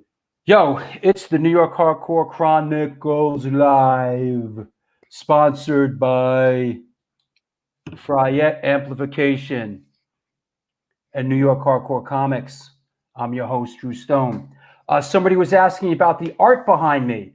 The art behind me, that is Christine Cambria's art. ccambria.com. Let me run her banner.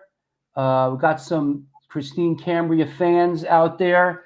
A couple people have watched the show and got in touch with her. Her art is incredible, and that's a piece there. There's always a couple other pieces around.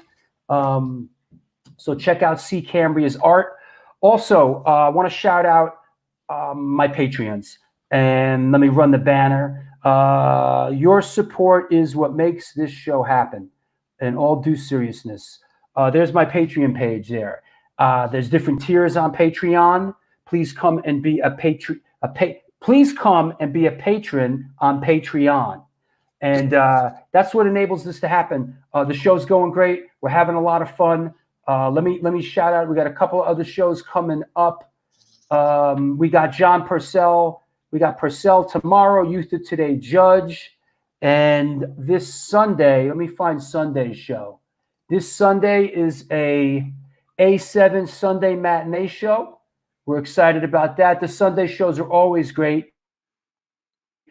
Some real A7 bands happening this Sunday with The Craze and Crippled Urn. So get your shoes and socks on, kids. It's right around the corner. Also, I want to shout out a show that I announced yesterday as Warren smokes his spliff. It's a cigarette. This one's a cigarette. Oh, it's a cigarette, this one. Okay. Coming up, I just announced this the other day. I gotta announce it again. The Pride of Astoria, Queens. Mr. Ditto Montiel, filmmaker, author, musician. He directed A Guide to Recognizing Your Saints. He was in Gutter Boy. He was in Major Conflict. We got him coming up. Also, hey, here's a couple of your boys right here. I want to address real quick before you do that. Can I address the one guy that asked about if that was me on the Madball Crown of Thorns tour? Yeah, that sure. was actually Narc on that tour. Right. Narc toured Madball, so that was actually Narc on that tour. Clear that up. So gotcha. One last show we got Joe James and we got Mitz coming up. Right, Mitz and Joe James. Amazing. No, Mitz and Joe James. That's great. That's two awesome. Good guys, man. Really good guitar players too, right? So yeah. Listen. We're mixing it up on the show. We had Michael DeBar on yesterday. We had Jesse Mallon on the other day. We're gonna have a boxing show coming up soon with Craig Satari and my dad and a couple other people. Yo, it's my show. I'm gonna do whatever the fuck I want. Yeah, it's awesome. What can I tell you? We had Gary Holt on today. Who knows? Who knows what could happen with this? So, we mix it up quite a bit. Once again, one other shout out. Listen, for those people who say, yo, Drew Stone, the Patreon thing, I can't deal with it. I don't know how to, I can't deal with it. There's a PayPal address there. Throw your hat in the ring. Everyone that's watching, Drew is doing an awesome thing for hardcore, right? He's keeping everything alive with the A7, the Sunday matinee, the tradition. So, please support his cause, right? Because this is a really good thing, so. Support the cause. Heed the call, right? Hey, I want to say we're heading down the home stretch here. We're going to bring a couple of our guys back on. Any questions for Warren? Please, let's see what you got here. I see you got a lot of. What do you mean no PayPal address this episode? It's running right now, bro. Any questions? Let me see who we can shout out here. Hey, Pablo, thanks for checking in. Appreciate your support. What else? What is this? Halil Salin. Warren, remember when the raid Copenhagen? Okay, so What's up? in Copenhagen, Denmark, there is an area called Christiania, right? And it's kind of like a little like a hippie community that has their own rules. Like it's not really part of the EU, even though it's in like Copenhagen.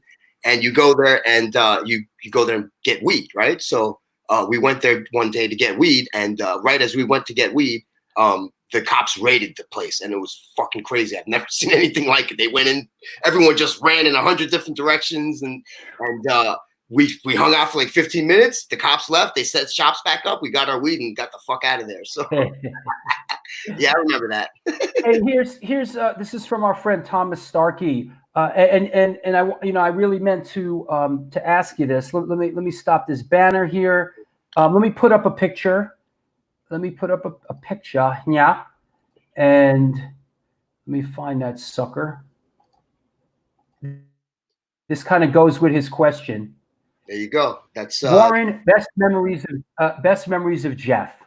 Jeff was just, he was that picture's by Andrew Stewart, by the way. But the best memories of Jeff was just Jeff being Jeff, right? The best part about Jeff was he was the most punk rock guy in the band, right? He even said once to me, like, I don't give a fuck if my guitar's covered in piss and blood, like, as long as it's in tune and it sounds good, that's I'm happy, right? So those are my best memories of Jeff. Is just he just didn't give a fuck. He would just go up there and just shred, and that's it. He was a real recluse, right? You wouldn't see him a lot. You know what I mean? I don't really only would see him. I don't think out of all the years I worked with him, I've only ever seen him on a day off, I think one time or twice, maybe. That's it. So like on group dinners, we'd go out to like on days off and stuff. He would stay in his room, right? So what you mentioned something to me about Jeff Hanneman's iPod. Oh yeah. So one day I'm hanging out on their bus, and we're just kicking it, whatever. And I grab his iPod and start scrolling, dude. Like, what do you got on here? What do you got? And sure as shit, that fucking guy had everything on that iPod was punk. He had just Discharged, just everything, Black Flag, all this. You know what I mean? Hardcore shit, right? So he was the hardcore punk guy. You know what I mean? So I'm pretty sure even with Undisputed Attitude, he was the guy behind picking all those songs, right? So yeah, and on his guitar, he had the Dead Kennedy sticker, the AF boots, right? You know what I mean? So yeah, definitely, so it was funny how I ended up with him. You know what I mean? So absolutely. Here's Warren. Did you ever do any stints with Come and Correct as well during the 25 to Life days? Oh no, I left in '97, and I never did anything like that. Yeah, no, that wasn't really my cup of tea. So yeah, let me dig in for another photograph. I got a couple of really great ones here. Hey, here's a Pitchfork Pitchfork photo. What's up? There you go, Hoya. There you go, Hoya. Got to give Hoya a shout out, right? He's watching right now, talking shit to me. So right.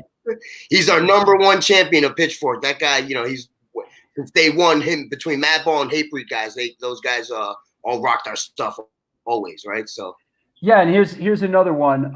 Another one I have, and that is another staunch supporter, and that would be. Let me see. A good friend of mine. There you go, Roger, right? All the homies, right? All the brothers. So there you go. Roger, Vinny was actually when I first started coming to shows. Rabies and Stigma were the first two guys I met, and Stigma was the guy that actually brought me around and would tell everyone like, you got to, this kid, we're going to bring him on tour. And I remember like, Matt Henderson would be like, who the fuck is this kid? What are you talking about? We're not bringing this kid out, And then when I actually came around, they would, oh, you're the kid. Okay, cool. So Vinny talked about you for forever. So there you go. Tom too. Tom Ryan. He rocked our stuff for probably like 2 years straight, where every show he played, he wore a Pitchfork shirt. Right. So that was awesome. That was really cool. Yeah, I mean that's a big endorsement right there. Yeah. That's as good as it gets right there. Actually, here's a funny story. One time we're in New Zealand, and me and the drum tech for Slayer for a lot of years, Norm. We were in a hotel room in New Zealand smoking a joint with Tom Araya and Vinny Stigma, right? And we watched that interaction go down because it was amazing. Like the Godfather hardcore, Godfather Crash, and they literally talked about kids. Like they were like, hey, you know what I mean? Like it was like, parents talking. It was funny, you know what I mean? So it was great. Absolutely. I saw something about what is this? Were you going to mention the story behind Pitchfork Records? Is that different than? Yeah. So Pitchfork, the Pitchfork label end is something that me, DJ Stress from Chop Shop Studios, right?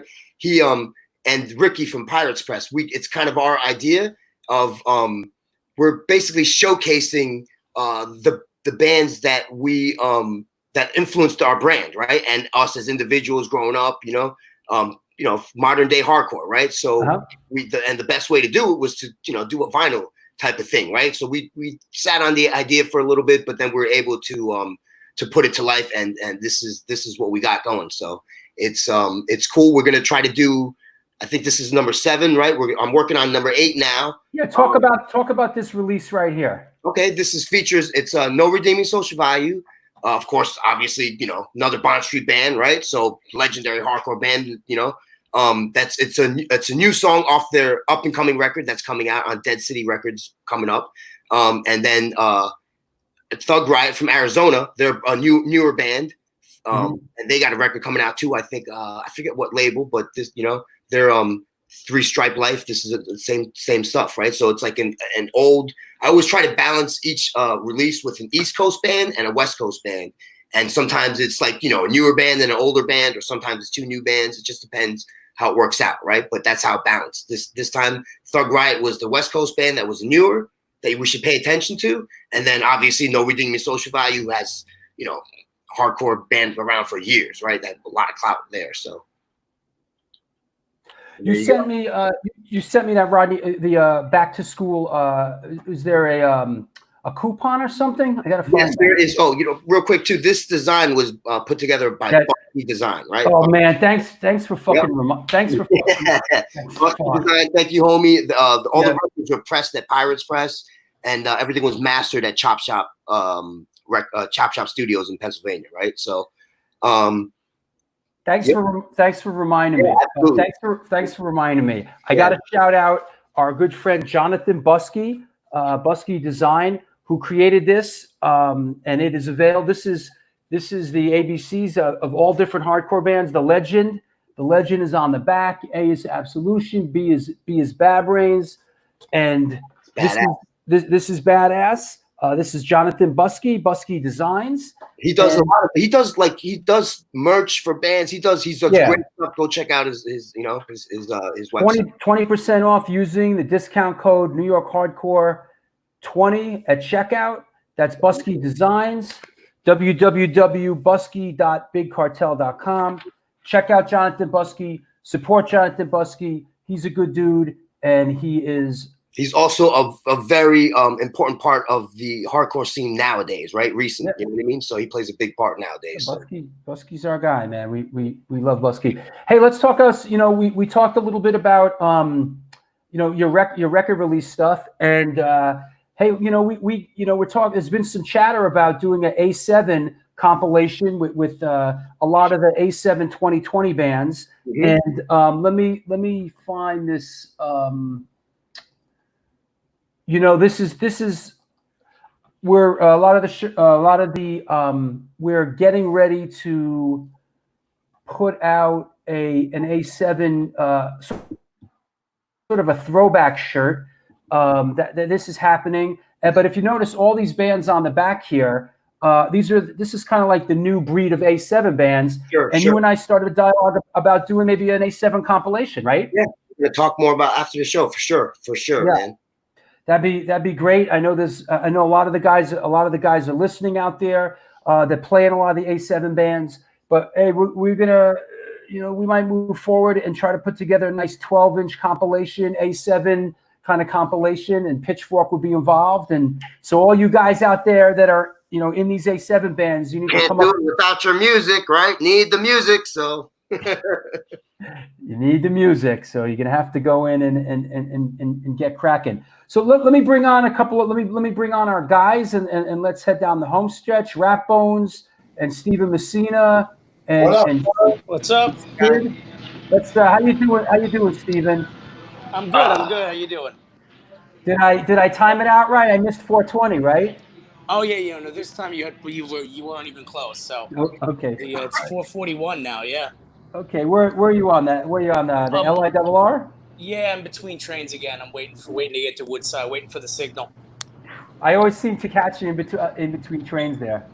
Yeah, we're running to a train. We're running out of train. Yeah. Well, good. Hey, listen, great show, and get home safe, and we'll talk to you soon. Yep, Warren, great show, man. yeah, man. Thank you. We'll talk soon, Steve. Hit me up anytime. Talk Absolutely. to you, Steve. Sid, what's happening out in the street? Can you hear us? Pretty actually chill. Yeah, can you guys hear me fine? Yeah, we hear you. Can you guys hear me or? Yes. We got you. Yeah, I said it's not surprise.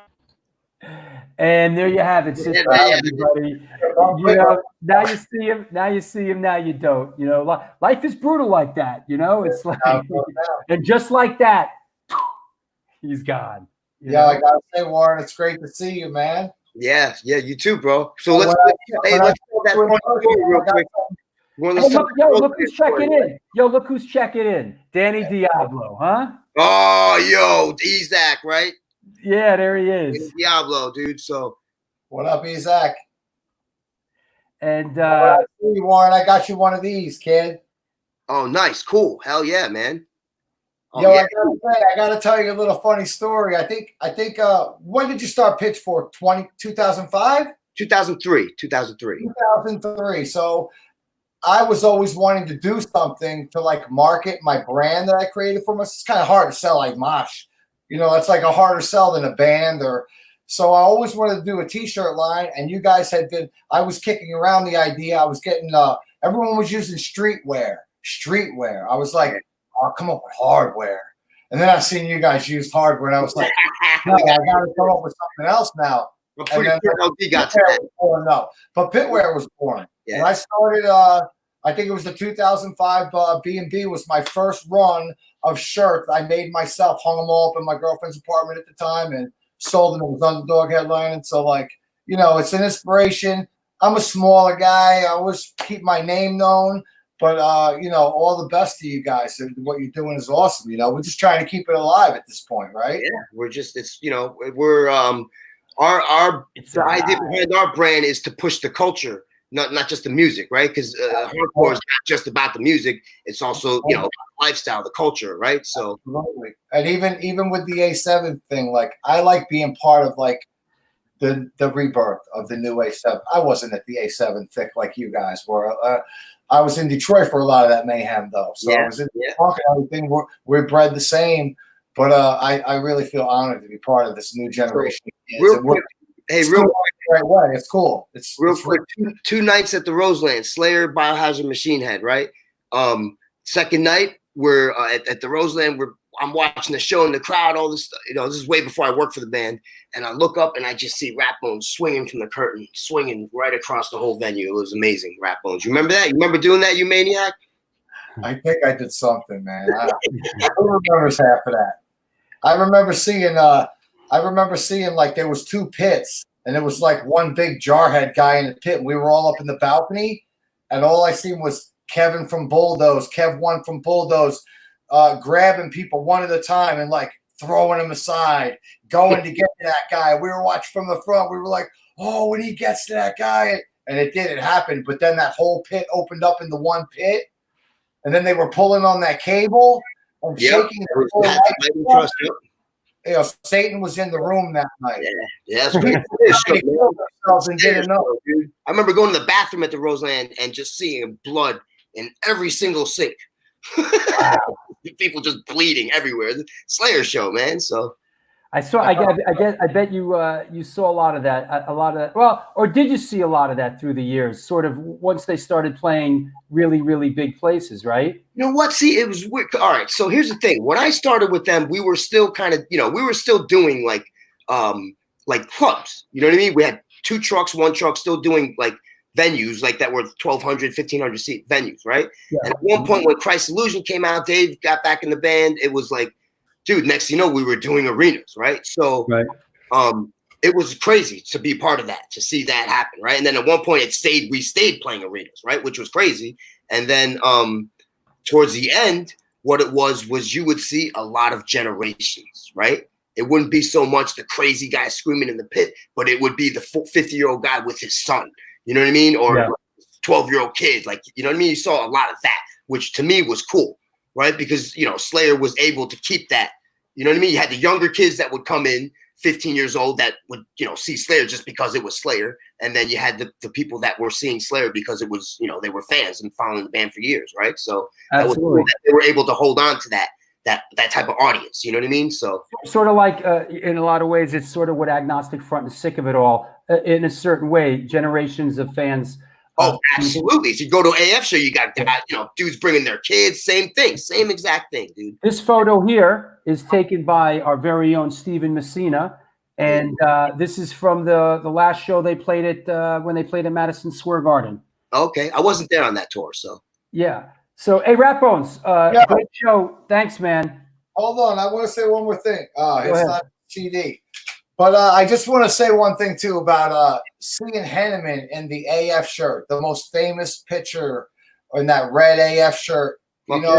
Seeing coming from a metal background, then getting into punk and hardcore, seeing that like Slayer really solidified everything. That was like a game changer moment. Like, oh, Slayer get AF, like it connected the two worlds even more so than maybe SOD, Speak English or Die. Like that was a crossover era. Then later again, DRI crossover era, COC, that metal crossover. But the way that era was, it was just like you knew it officiated what you were into. Like that was iconic moment. The same as seeing them with the upside down cross stabbing the broad. The first time you seen that ad for Show No Mercy back then when you that's actually Jeff's wife. Oh yeah, the girl in the ad with that cross, the bleeding chick. That's Catherine Hanneman. So oh wow, yeah, a lot of people don't know that. So I wanted him to talk a lot more about those days of like how crazy it was. I just know it from the stories, right? Obviously, I wasn't around. Were you around for this thing up in Toronto? The show with the moat around it. Were you around for that? Yeah. Some guy, dude. Some I forget exactly what happened. The dude tried to swim across the river, and like Gary Holt made him famous, man. He came out and like told security, he was like, "Hey, make sure let that guy back into the show or something." And then next he was like on the internet, right? So. Yeah, he did. That was hilarious. We all watched that guy float. It was great, right? So, right. All right, hey, Rat Bones, thanks, man. Great show. Later. We'll talk to you soon, man.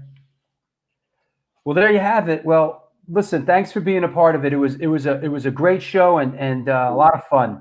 I forgot to do the give out the promo code for 20% off at Pitchfork. Please do. New York Hardware. It's back to school. And you get 20% off. Go check out the website. We just actually did a new shirt. We put a new shirt out today. So if you want to go check it out, please do. Absolutely. Let's keep in touch. We'll talk soon and take care of yourself. Yeah, man. Thanks a lot for having me on. Oh, you know what? Real quick, can I mention too before we go? Black and Blue Radio. Next week, May 26th. Make sure you tune in.